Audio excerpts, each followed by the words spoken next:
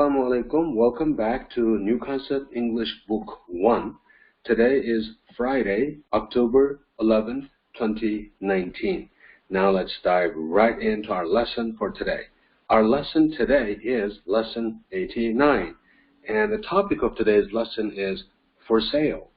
As usual, we'll start with the new words and expressions, so please read after me, okay? Number 1, believe. Believe. Number 2, may. May. Number 3, how long. How long. Number 4, since. Since. Number 5, why. Why. Number 6, sell. Sell. Number 7, because. Because. Number 8, retire. Retire. Number 9, cost. Cost. Number 10, pound. Pound. Number 11, worth. Worth. Number 12, penny. Penny. Xo'sh, o'rtoqlar, yuqorida so'zlarning o'qilish ahvoli, yangi so'zlarning endi biz ma'nolari bilan tanishib chiqsak, qarang. Number 1, believe. Ishonish degan gap bu. Masalan, I believe you desak, men senga ishonaman degan bo'ladi. Agar sen menga ishonamsan demoqchi bo'lsak, qanday so'raymiz? Do you believe me deb so'raymiz, okay? Number 2, may. Bu bir imkon fe'l. Masalan, bo'lish degan ma'no anglatadi, so'z ma'nosi. Savdoshlarning yodida biz imkon fe'llarni can o'rgangan. Masalan, can you help me degan jumlada qanday siz menga yordam bera olamsiz degan gap bu. O'shadagi can degan bir imkon fe'lda can you desak shu siz menga yordam bera olamsiz yoki bunday qila olamsiz degan savol bo'ladi bu. Qisqasi can degan bir imkon fe'l ma'nosi qila oladigan degan ma'nosi bor. Hamda bugun o'rganayotgan ma'no may qandaq buni bir imkon fe'l dedik hozir. Masalan, buning ishlatilish o'rni nima deganda qarshi tarafning ruxsatini olganda ishlatiladigan bir imkon fe'l. Masalan, bir misol olaylik. May I sit down deb so'rasak, masalan, o'ltirsam bo'lamdi degan gap. Demakchi, qarshi tarafning shu ruxsatini olganda, ya'ni o'zimizning o'ltirishimizga ruxsat qilishini so'raganda, shuni ishlatamiz. May I sit down deb. Agar qarshi taraf yes, you may desam bo'ldi, o'ltirsangiz bo'ladi degan bo'ladi albatta. Okay? Ya'ni ruxsatni bildiradigan bir imkon fe'l deb tushunsak bo'ladi. U canni qila oladigan, qila olmaydigan deb tushunsak, ma'no qanday? Ruxsatni bildiradigan imkon fe'l deb tushunsak bo'ladi. Okay? Can, may deganlar har ikkisi imkon fe'llar qisqasi. Okay? Mayning ishlatilishi shu. Hamda buni birinchi oy, ikkinchi oy, uchinchi oy, to'rtinchi oy, beshinchi oydagi 12 oyning ichidagi 5-oyni mayda aytib qo'ydik. Uninglar almashtirib olmaydi, jumi. Okay? Number 3, how long. Bu söz ma'nosi bo'yicha tushunsak, qanday uzun degan gap, amaliyotda shu qancha uzun degan ma'nosi bor. Masalan, siz bu yerda yashag'ili qancha uzun bo'ldi deganni qanday so'raymiz? How long have you lived here deb so'raymiz. Bu yerga have bilan lived degan ikki so'zdan bilyapsiz. Bu hozir kutgan zaman, demakchi sizning bu yerda yashag'ingiz qanchalik bo'ldi, hozir qadar degan ma'no chiqdi bu. Qisqasi how long degan qanday? Qancha uzun degan gap. Okay, 4-chi so'z since. Bu din e'tiboran degan gap. Masalan, din buyon, masalan, falon vaqtdan buyon, shunday vaqtdan e'tiboran degandek-ku. Masalan, savolga o'zimiz javob bersak, masalan, I have lived here since, masalan, 2015 desak nima bo'ladi? Men bu yerda 2015-yildan buyon yashayapman yoki yashab keldim yoki yashadim degandek-ku. Men so I have lived here since 2015. Yoki mening bu yerda yashagan ham shu 2015-yildan buyon bo'ldi degandakchi. Okay? Qisqasi since shu vaqtlarning oldiga ishlatildi. Din buyon, din e'tibor degandak ma'nosi bor. Okay, number 5. Why? Bu savol so'zi savoldoshlarga ma'lum. Nimishqa degan gap bu. Nimishqa, nima uchun? Number 6. Sell, setish degan gap bu. Setish, okay? Masalan, kitob setish, uy setish, setish, okay? Number 7. Because, chunki degan so'z albatta nimishqa degan savolni so'raganda javobni qanday beramiz? Shu chunki deb beramiz ku, ha. Why nimishqa bo'lsa, because degan shu chunki bo'ladi, okay? Qolgan tafsilotni dialogni o'rganish jarayonida ko'ramiz. Number 8. Retire. Retire degan pensiyaga chiqish degan gap, okay? Number 9. Cost. Cost degan ma'lum bir narsaga manchqul ketish, tikib ketish degan ma'nosi bor. Masalan, buni amaliy misol olsam mumkin yaxshiroq tushunga bo'ldi. Sizni deb men misoldan birini olay. Masalan, bu narsaga qancha pul ketadi yoki bu narsa qancha pul xarjlaydi deganda işte bir yaga ishlatamiz. Masalan, how much degan qancha pul degan gap bu. Does this masalan car cost desak nima bo'ladi? Bu mashinaga qancha pul ketadi degan bo'ladi. Ya'ni bu mashina qancha pul xarjlaydi degandakchi. Cost degan endi qisqasi ma'lum bir narsaga qancha pul ketish degandak yoki qancha pul ketish degandek işte bir ma'nosi bor. Okay? How much does this car cost? Number 10, pound. Bu ikki xil ma'nolik so'z. Birisi ig'irlik birligini bildirganda qadoq degan ma'nosi bor. Masalan, 1 kilo degan qanday 450 yo'q, kechiring, ha. 1 qadoq degan 450 grammga teng.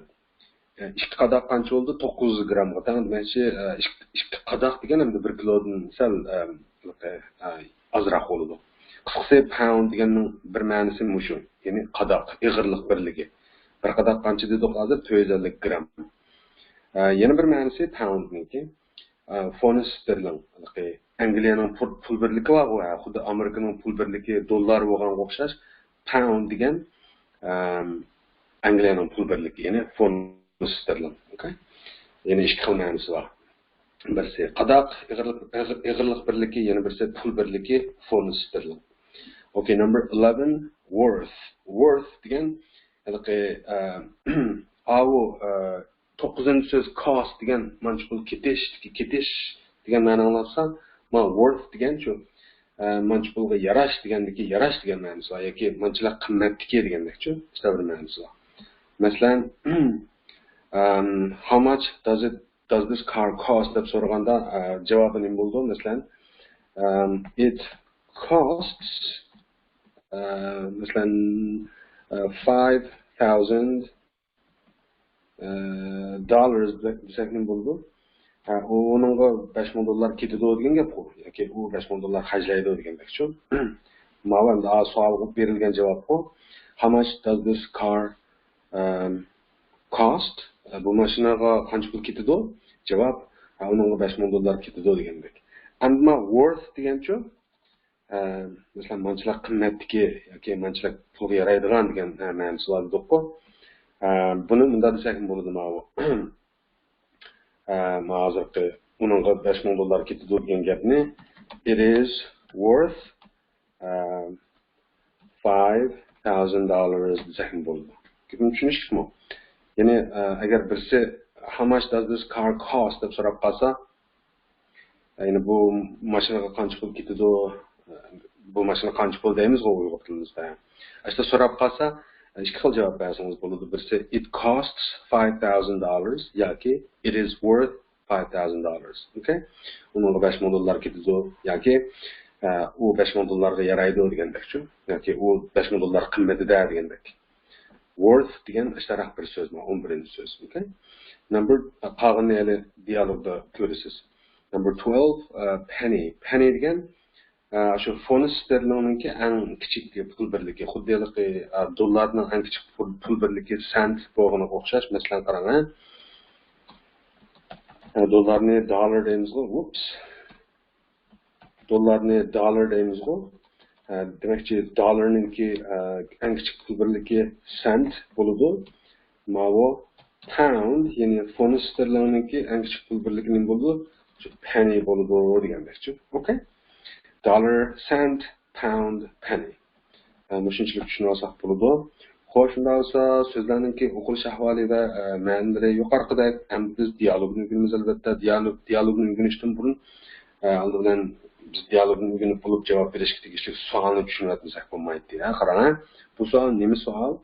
Why couldn't Nigel decide? Decide degan nima? Savoldoshlarga ma'lum, agar ma'lum bo'lmasa, mishada o'rganganimiz bo'lib qolsin. Qarar qilish degan gap.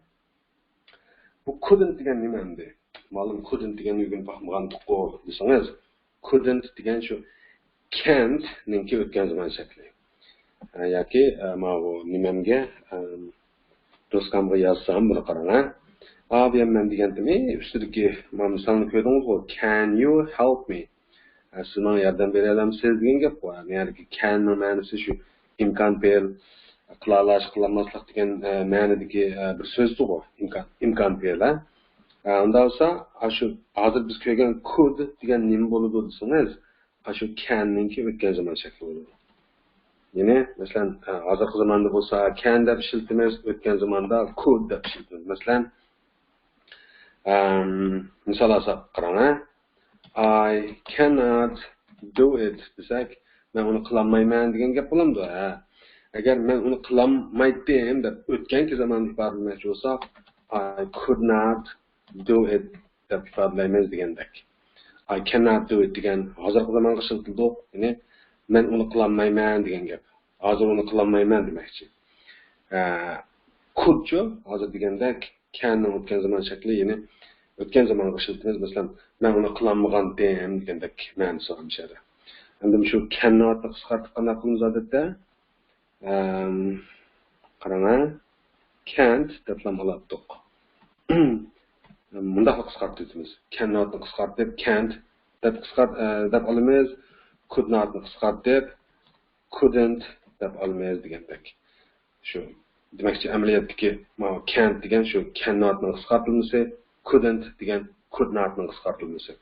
Uzun gapning qisqasi can, could deganlar shu imkon berlar, can degan could'ningki, ya'ni asl shakli could degan shuni o'tgan zaman shakli degandek.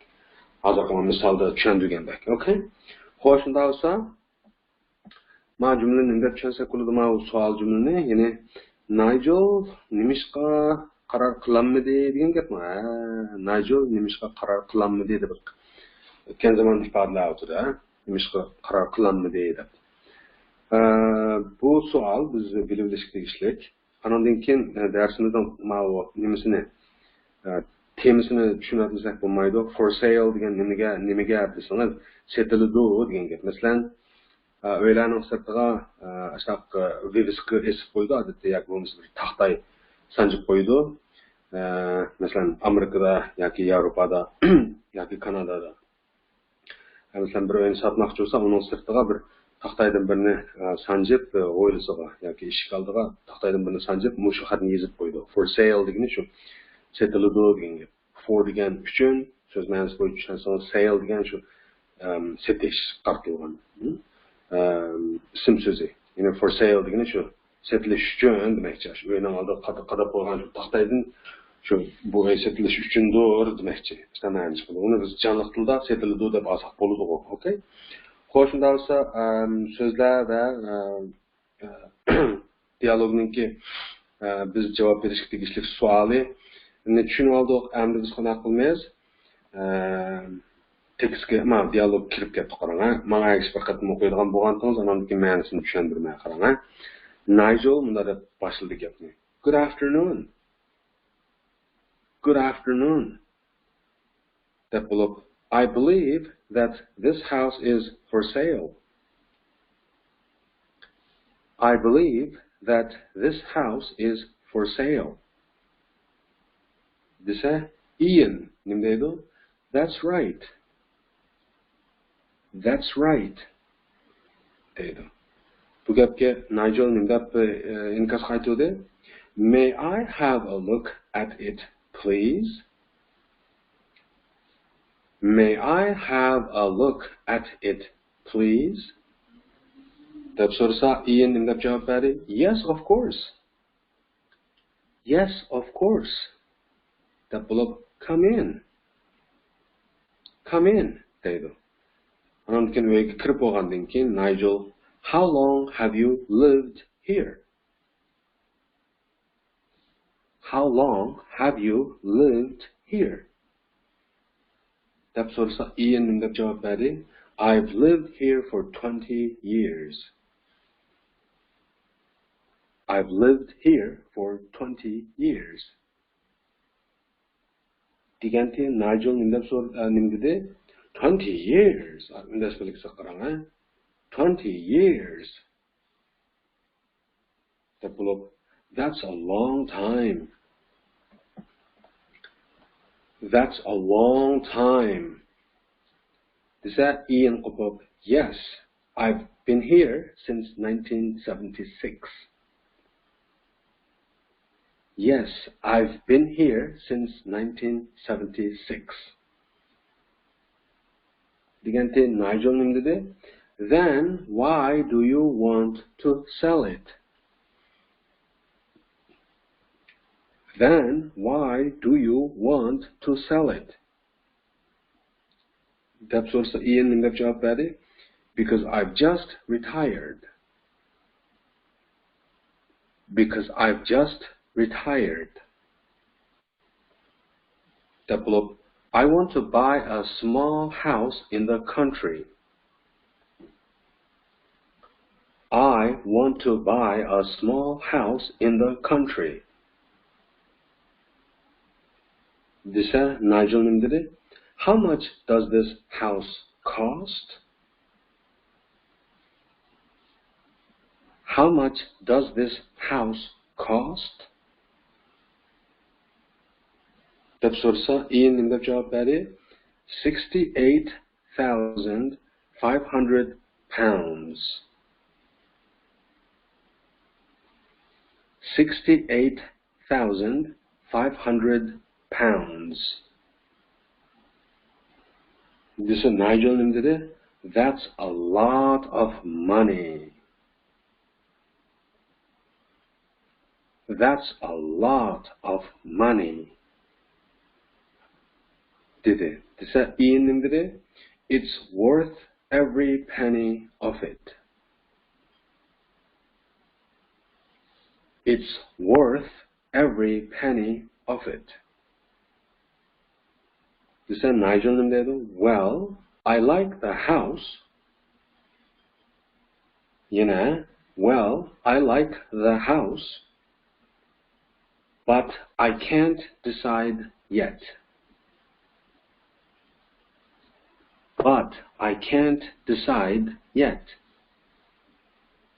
Baştan qo'shib o'qsaqmi bir butun jumlani? Well, I like the house, but I can't decide yet. deb bo'lib, my wife must see it first. My wife must see it first. Digante Ian nimdedi? Women always have the last word. Women always have the last word. Okay, agar xohlasangiz kayniga yondirib qayta anglab to'xtatib qo'yib agishib o'qib mashq qilsangiz bo'ladi, lekin biz bu yerda yana jiq mashq qilavergili bo'lmaydi. Okay? Unda bo'lsa o'qishimiz shunchalik bo'lsin, endi ma'nosini tushunib boqaylik qarang. Nigel nimdeb boshladi dialogni? Good afternoon. Xayrli tushdan keyin yoki tushdan keyinligingiz xayrli bo'lsin degan gap bu. I believe that this house is for sale. I believe degan men ishonaman degan gap. That degan nima bo'lsa? Shuningga. Yana nimaga? kendinden bir cümleni ergeçtirip kelatıdı. Hem de bugünden başlap cümleler az to'la murakkablaşishga boshlaydi savoldoshlar. Yine qo'shma cümlelerini hem de asosda başlayotimiz mishadin başlap. Yine bugünkü ders ameliyatda şu qo'shma cümlelerinki yine qo'shma cümle deganimiz murakkab cümleler, cümlenin içinde cümle. Okay? Demakchi qo'shma cümle deganimiz shu, shunaqa ergishib keladigan cümleler. Bo'libmi that o'ziga bir cümleni ergashtirib kelyapti. Nima tushunamiz bu cümleni qarang. I believe that men ishonman shuningga deydi. Nimaga? Kaynidan degan kaynidan ergishib kelayotgan cümleni desak ashuningga ishonman demakchi qarang. This house is for sale degan nima? Bu uy sotiladi. Ya'ni men bu uyning sotiladiganligiga ishonaman degan gap. Gapni tushunishdi-ku? Men ishonman deb bo'lib, nimaga ishonman deydi? This house is for sale. Aşağıdaki that degani shu o'zining kendidan ergishib kelayotgan this house is for sale degan jumlani aniqlab kelayotgan bir ahvolda. Buni shunchalik bilib turaylik, buni texnologik kengaytib so'zlasam sizni sal qaymoqtirib qoldi. Bu darsni yaxshi tuzilgan kitob, darslik kitob shunga gerçi 1967-yilda tuzilgan bo'lsa-mu, hozirga qadar nimasini dağlıqlığını yo'qotmagan darslik kitob. Demakchi, endi men nuqtadan boshlab sizni asta-asta qo'shma jumlalar, ya'ni mana shunga o'xshaydigan ergashma jumlalarga boshlab kirib ketdim. Mana nuqtadan boshlab. Uzun gapning qisqasi, men bu o'yinning setildiganligiga ishonaman degan gap. Okay? Parchalab tushundisam abay degandek. Xo'sh, Nigel aslida boshladi. Masalan, tak ishini chakdi deyli. O'yinning egasi shuna ishini chiqqandan keyin albatta ishini chakkadim gap qildi boshda. Tushdan keyinligingiz xayrli bo'lsin deb, men bu o'yini setildi deb bilaman yoki setildi deb ishonaman-ku deb boshladi gapni. Desa, endi deb inkos qaytadi bu gapga. That's right, to'g'ri deydi. Shu aslida shu ishonganingiz to'g'ri demoqchi-ku. Nigel nimdep sual sordu. Andın, may I have a look at it, please? May bilen başlansa nim bulattı? Sual cümle elbette. Eğer I may bo'lgan bo'lsa, bayan cümle şekli bulattı. May I de bilgi. İmkan bil iginin aldığı otuvarskanda sual cümle bulattı elbette. Demek ki may I degeni şey, men bunda qilsam bo'lamdi deb boshlig'ini bu ruxsat so'raydigan bir jumla bu. May I deb boshlagan jumla, okay? Nimani qilsam bo'lamdi demakchi? Have a look at it. Uni ko'rib beqishni demakchi. Ya'ni men uni ko'rib baqsam bo'lamdi degani bu. Please degani shu nice takalluf bilan, ya'ni Uyg'urchadami qatiruvdimiz-ku biz takalluf gaplarini, masalan ben onu görüp baksam bo'lamı deb asab bo'lgan sizlik sipoya chiqdi-ku, okay? May I have a look at it, please? Ben onu görüp baksam bo'lamı deydi. Endi deb javob berdi bu gapga. Yes, of course. Albatta deydi. Of course degan albatta bu. Come in deydi. Kiring. Ya'ni uyning ichida turgan odam sirtdagi odamni uyning ichiga kirishga taklif qilganda nima deydi? Come in deydi. Agar uyning sirtida turgan odam uyning ichidagi odamni chiqing demak shusini deydi. Come out deydi. Come in degan shu kiring deydi. Xo'sh, uyga kirib bo'ldi deyli. Nigel nima deydi uyga kirib? How long have you lived here? Bu jumladagi have bilan lived qarabliganda buning hozir kutgan zaman ekanligini bilasiz. Biz necha dars bo'ldi buni so'zlab kelyapqili. Hozir kutgan zaman degan nima? Hozirga nisbatan kutgan, shartga kutgan demakchi. Shundaqla hozirga ma'lum ta'sir bo'lgan ishlar bir sharkat bu. How long degan qancha uzun degan gap, have you lived degan siz bu yerda yashaganga degan gap, here degan shu bu yoq. Yine siz bir yerda yashagan qanchalik bo'ldi deydi bu. Okay, hozirga qadar yashab kelgan qanchalik bo'ldi? Yashashni iborat mushishni tutdaginingizga qanchalik bo'ldi demakchi bu. Okay? Bu odam texe uydan ayrılmadı-ku, satmadı-ku texe. Şu hozirga qadar o'sha yerda yashab kelgan qanchalik bo'ldi deydi. Bu savolga endi deb javob berdi. I've lived here for 20 years. Albatta, hozirgi bitgan zamonda so'rgan savolga hozirgi bitgan zamonda javob berdi. I've lived here. Men bu yerda yashag'li for 20 years. 20 yilcha bo'ldi deydi. For 20 years. For degan shu vaqtni oldiga kelib, shu manchilik vaqtcha degan ma'ni bildiradi. Okay? Nigel nima dedi? 20 years. Bundash belgisi bor qarang. Urg'uloq deydi. 20 yil. That's a long time. U bir uzun vaqt degan gap ku. Long time. Uzun vaqt. Ya'ni 20 yil demakchi bu. That's a long time. U bir uzun vaqt deb deganda ian qilib yes. Ura yoki I've been here since 1976. I've been here degan men bu yerda bo'g'li degan gap since 1976. 1976 yildan buyon deydi. Okay? Ya'ni men 1976 yildan buyon bu yerda bo'ldim degan gap bu. I've been here. Been degan nimati BPL'ninki bitgan shakli. Bu bir bitgan zamondagi jumla. Shuning uchun BPL'ning bitgan shaklini ishlatamiz bu. Asl shakli nimati BPL albatta. Hozirgi zamonda am, are, is bo'lib keladi. O'tgan zamonda was, were bo'lib keladi. Ammo hozirgi bitgan zamonda shu been bo'lib keladi albatta. Ya'ni söz ma'nosi nima? Ma'nosi BPL'ninki shu bo'lish ku. I've been here degan shu men bu yerda bo'g'ili deydi. Shu 1976 yildan buyon demakchi. Okay? Men 1976 yildan buyon bu yerda bo'lib keldim degan gap bu hozir bitgan zaman. Okay? Desa Nigel nima so'radi? Then undaqda degan gap. Anisa degandek bir so'z bor, then degan. Why? Nimishqa do you want to sell it? Siz uni sotmoqchi degan gap bu. Do you want to sell it degan shu. Siz uni sotmoqchi. Savol shakli bu. Why? Nimishqa.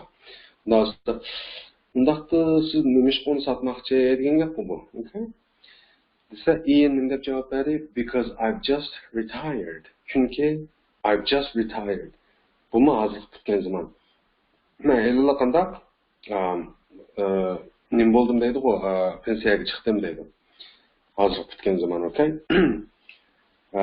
I want to buy a small house in the country. I want to buy degan men sotib olmoqchi degan gap. Yoki men sotib olg'im bor. Nimani? A small house, bir kichik uyni. Qayerda? In the country.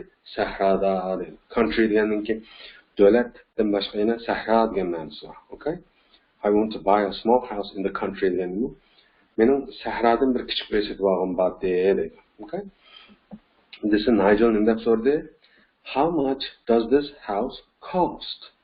How much degan qancha pul degan gap. Does this house cost degan bu uyga ketadi. Bu uyga ketadi degan gap bor. Ya'ni bu uyga qancha pul ketadi demakchi u. Buni bu uy qancha pul deb so'rasak bo'ladi Uyg'ur tilida. Okay? Biz Uyg'ur tilida bu uyga qancha pul ketadi deb o'tmaymiz. Lekin ingliz tilida mustaqildir. How much does this house cost? Albatta, how much is this house? Desak ham bo'laveradi. Lekin endi cost nima shunaqa ishlik hozir bu jumlada. Okay? Bu uyga qancha pul ketadi deb. Cost ni degan tuqobi yana mancha pul ketish degan ma'nosi bor. Yoki mancha pul hajlash. Bu uy qancha pul hajlaydi degan ma'nosi bor, so'z ma'nosi qo'yib tushunsak. Ian nima javob berdi? 68,500 pounds. Belga avvalgi L o'xshaydigan belgilar siziq bor. Shu fond sterlingninki belgisi. Okay? Xuddi dollarning belgisi edi. S ning ustiga bir siziq sizib qo'yganga o'xshash. Okay?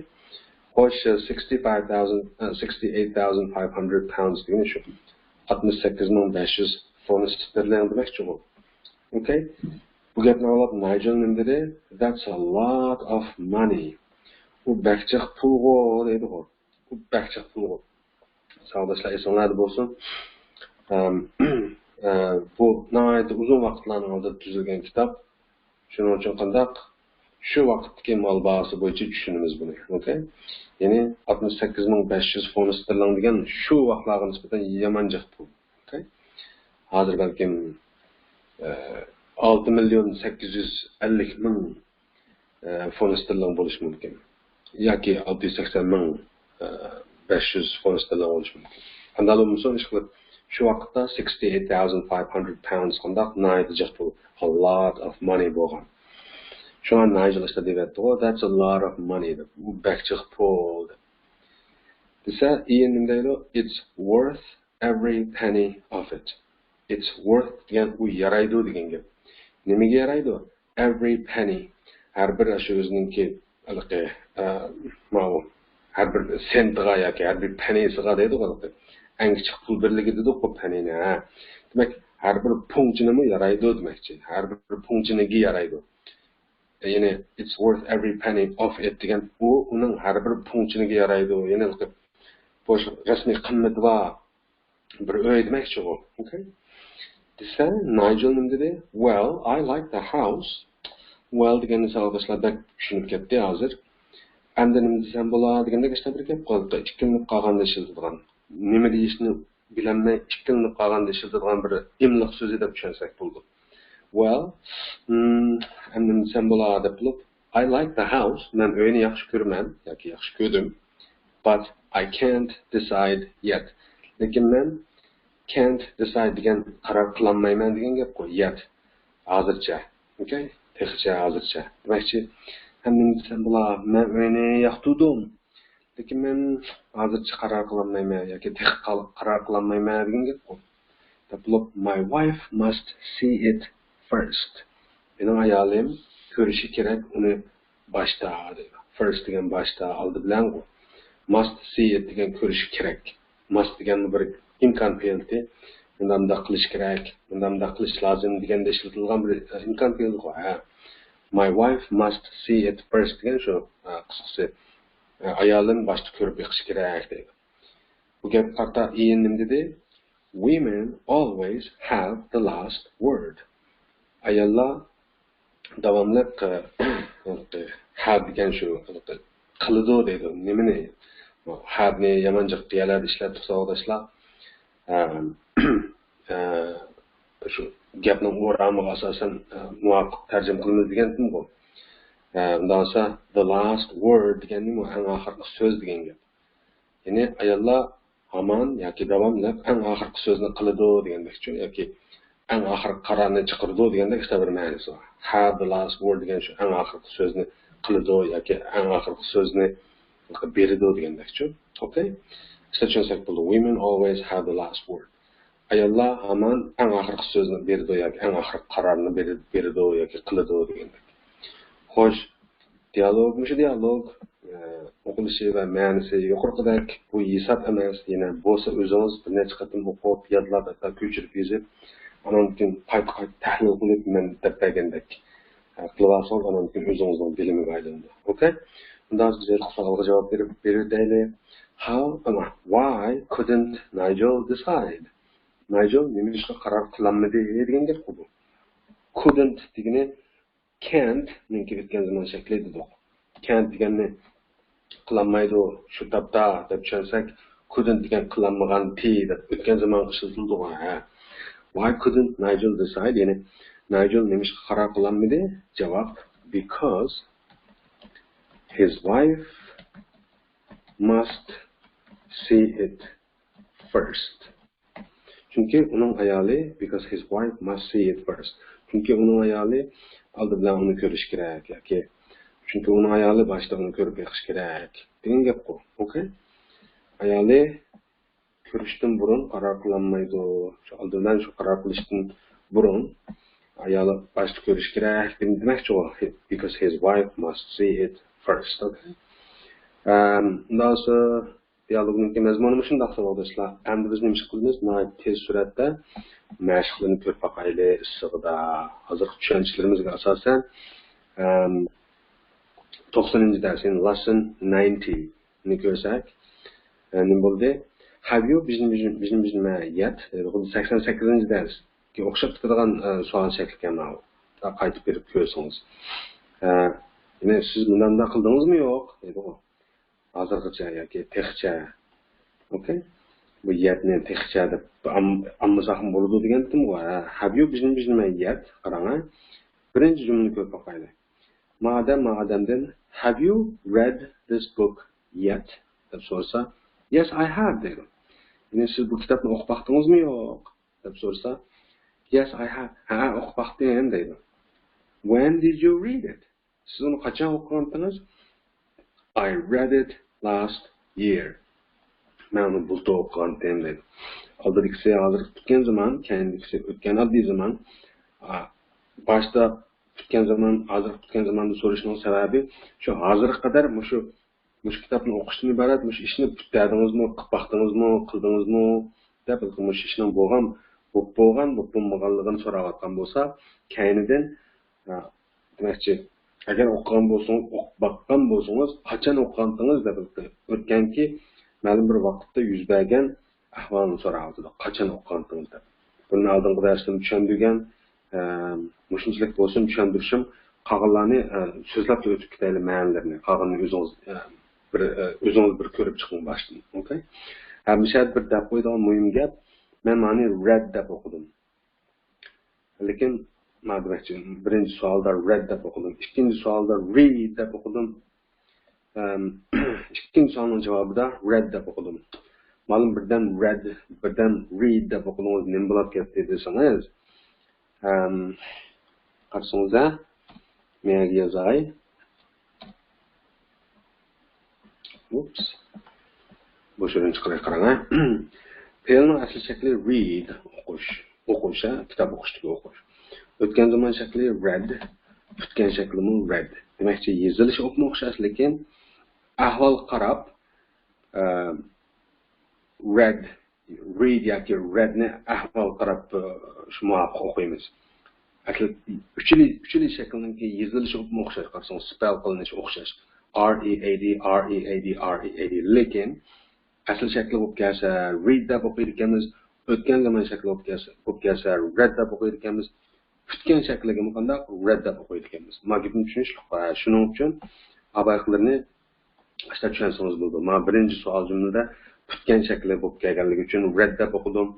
Men ikkinchi savolda o'tgan oddiy zaman, buni o'tgan oddiy zaman qilayotgan narsa yordamchi fel did, demakchi yordamchi fel did bo'lib kelsa, fe'l asl shaklda keladi. Shunga read deb asl shaklda o'qidim. Shunda men eng oxirgi jumlada bu bir bayon jumla, ya'ni o'tgan oddiy zamandagi bayon jumla. Demakchi mishadiki ma R-E-A-D degan qandaq fe'lning o'tgan zaman shakli, shunga read deb o'qidim. Shuni tushunishingizni umid qilaman, shuni deb qo'yay dedim. Chunki sen bo'ldi deb qo'yay. Okay, unda ikkinchisidan boshlab bir ma'nosini deb o'tib ketaman, qolganini o'zingiz oldirmay o'tirib bir tahlil qilib baqsangiz bo'ladi. Okay? Have you done your homework yet? Done degan albatta do ning tutgan shakli, chunki ma tutgan zamonga, hozir tutgan zamon, shunga done deb kelyapti. Nimaga deb qolman? Asl shakli do, o'tgan zaman shakli did, masalan men yerda did deb kelyapti. Tutgan shakli done, okay? Unda have you done your homework yet degan nima? Siz topshiriqingizni ishlab bo'ldingizmi deb so'rayapti. Yes, I have. Ishlab bo'ldim deydi. When did you do it? Qachon ishlagandingiz? I did it half an hour ago. Men uni yarim soatdan oldin ishlab bo'lgandim yoki ishlagandim. Okay? Number 3, has he gone yet? U ketib bo'ldimi deydi. Yes, he has. U ketib bo'ldi. When did he go? Qachon ketdi? Yoki u qachon bordi? He went an hour ago. U bir soatdan oldin bordi deydi. Tushunishlik bor?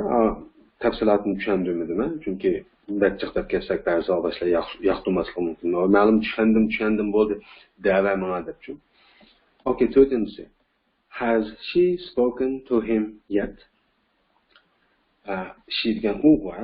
Menga him ayollardagi u. Him degancha he-ninki tushunkilik shakli, ya'ni to'ldiruvchilik shakli. Unutmaylik, action qatilgan. Ya'ni has she spoken to him yet degandagi spoken degan nima? Speak ning tutgan shakli, tutgan zaman shakli. O'tgan zaman shakli emas.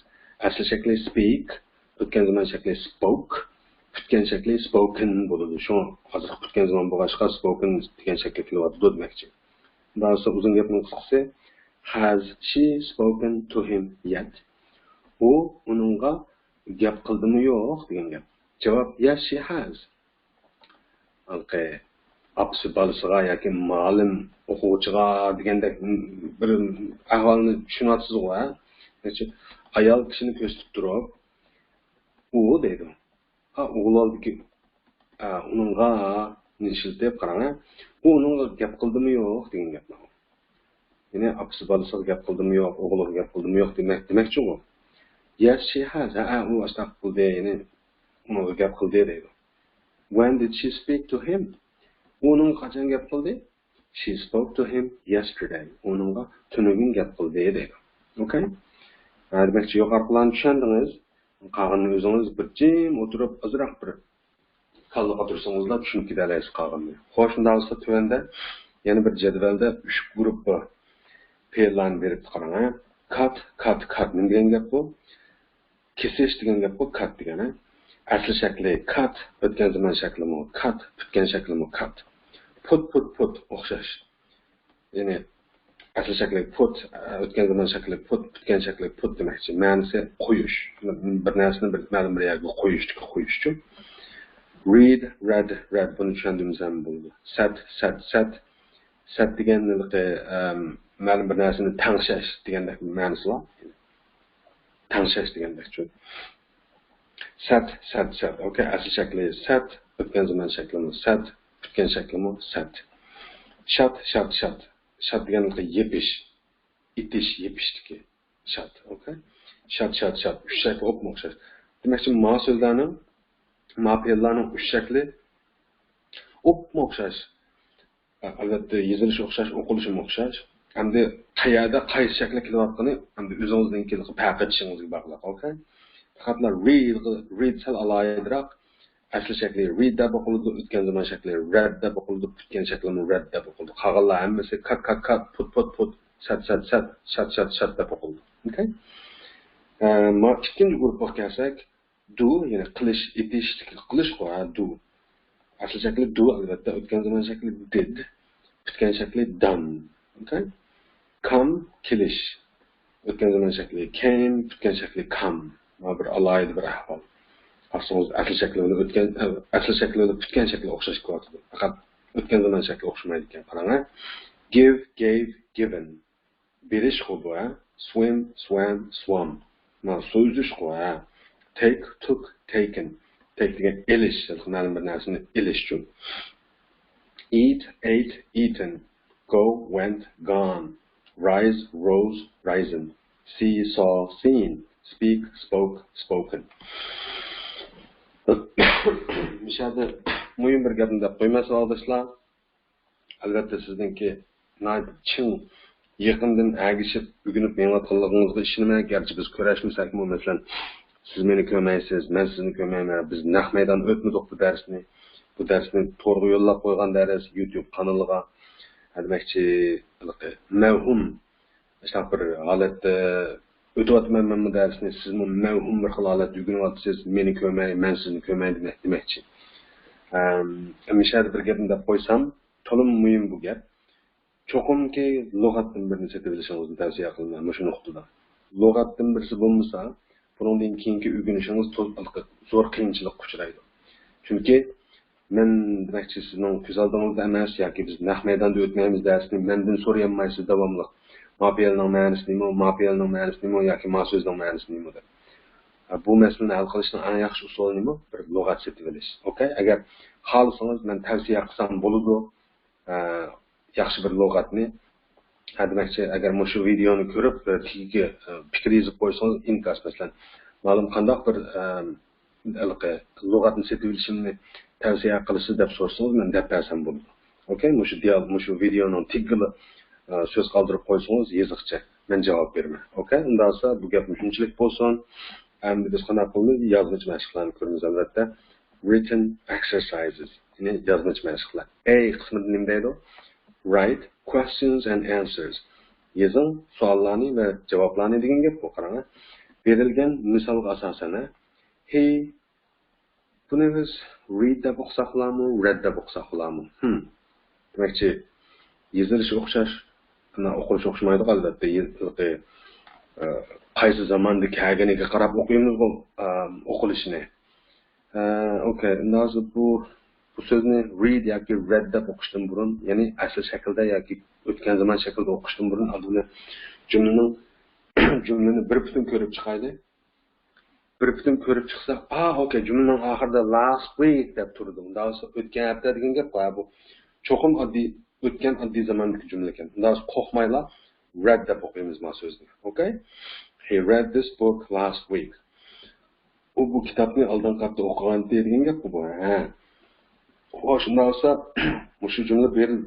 Shu jumlaga asosan bir savol jumla bilan bir inkor jumlani tuzayotganmiz. Ya'ni bo'lishsiz jumla qarang. Savol jumla qanday tuzaymiz? Did he read this book last week?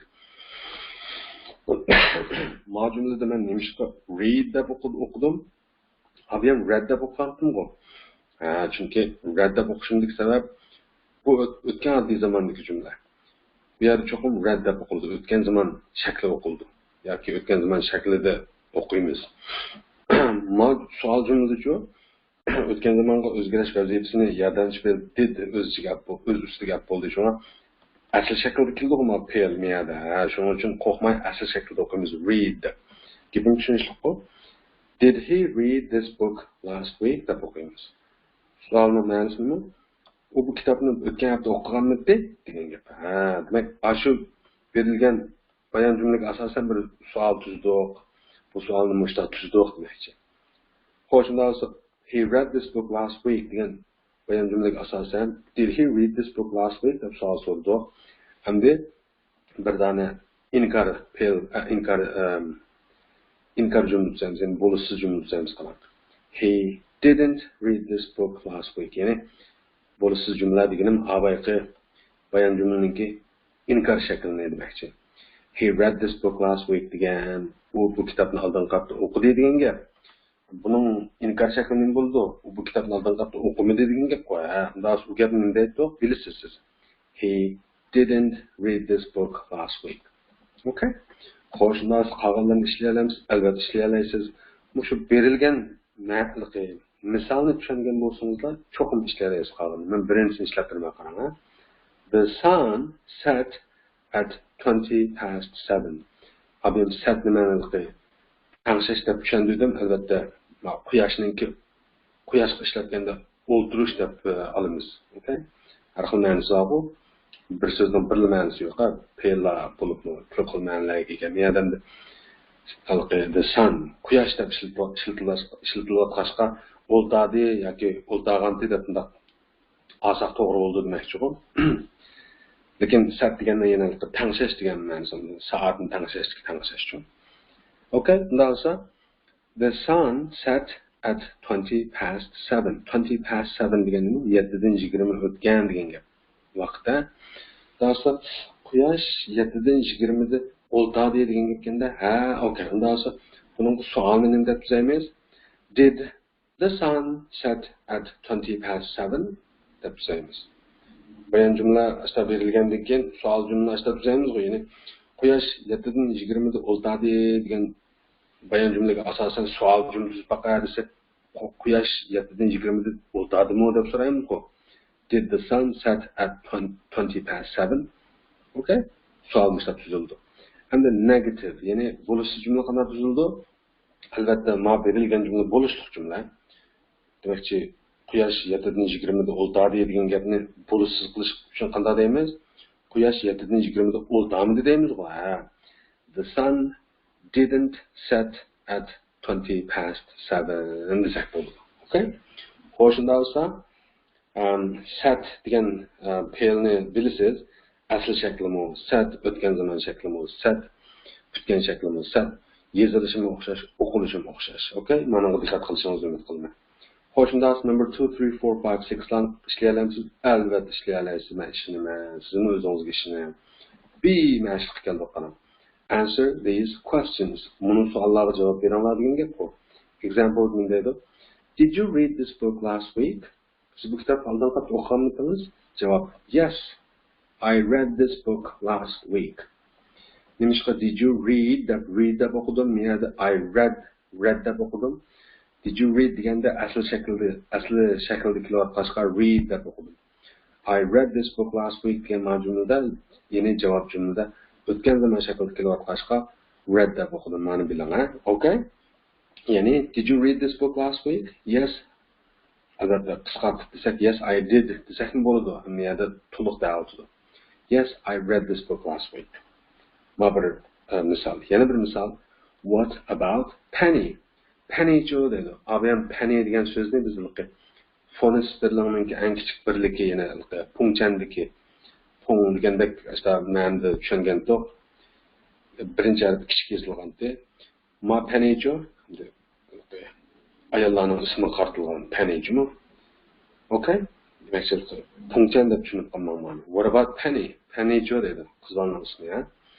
She hasn't read this book yet. O bu kitabni texi o'qimadi dedi. Hozirgi kutgan zamonda elvatdi bu jumlani. Keltiryapti yoki. Demakchi oldingi jumla o'tgan oddiy zamondagi savol va javob, keyindagi savol bilan javobchi hozirgi kutgan zamon. Tushundingiz nima shunday bo'lganligini.